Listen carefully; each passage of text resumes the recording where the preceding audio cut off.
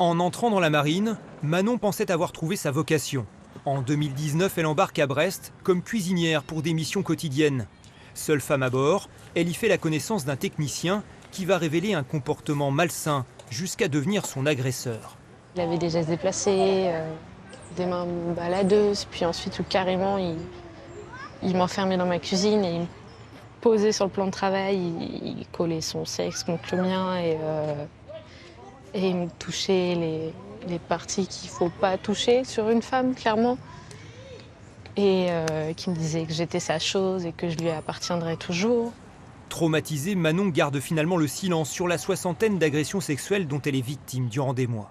C'était une façon pour moi de me dire non, ça ne m'est pas arrivé, ou non, il y a pire, ou de toute façon ça va s'arrêter puisqu'il va partir avant moi, ou on va pas me croire.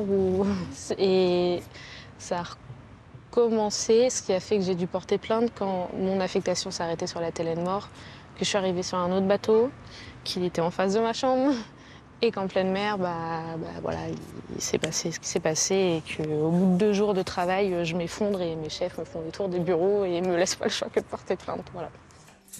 L'agresseur ne reçoit qu'une peine de 10 jours de mise à pied au sein de la marine. La justice, quant à elle, le condamne à verser 600 € de dommages et intérêts et à suivre un stage de citoyenneté. Une sanction incompréhensible pour Manon et son avocat. Parce que cette personne était militaire en exercice, parce qu'il fallait absolument qu'il ait un casier judiciaire avec un bulletin numéro 2 vierge, eh bien on a appliqué ce type de sanctions et d'orientation procédurale.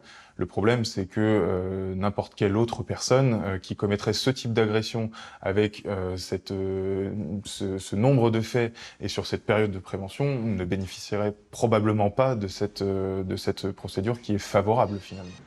Ce cas est malheureusement loin d'être isolé au sein de l'armée, plusieurs fois recadré par le défenseur des droits. Depuis 2014 pourtant, le corps militaire s'est doté d'une cellule de lutte contre les violences sexuelles. 220 signalements ont été recensés en 2023, dont un tiers pour des faits de viol. Les femmes représentent plus de 20% des effectifs du ministère. Elles y ont leur place à part entière. Il ne saurait être question de tolérer ces agissements-là. Donc oui, la cellule Thémis est un outil spécialisé, on profite de la chaîne hiérarchique pour traiter ces dysfonctionnements, ces cas-là, qui sont plus qu'une anomalie, une atteinte à la cohésion du corps, à l'attractivité, à la fidélisation du personnel et derrière au recrutement. Depuis, Manon a quitté l'armée alors qu'elle préparait un concours pour gravir un échelon supérieur. Il n'y a pas assez d'encadrement, assez de choses qui fait qu'on peut être en confiance. Et c'est la victime qu'on écarte, pas le coupable, parce que c'est moi qui ai été débarqué du bateau.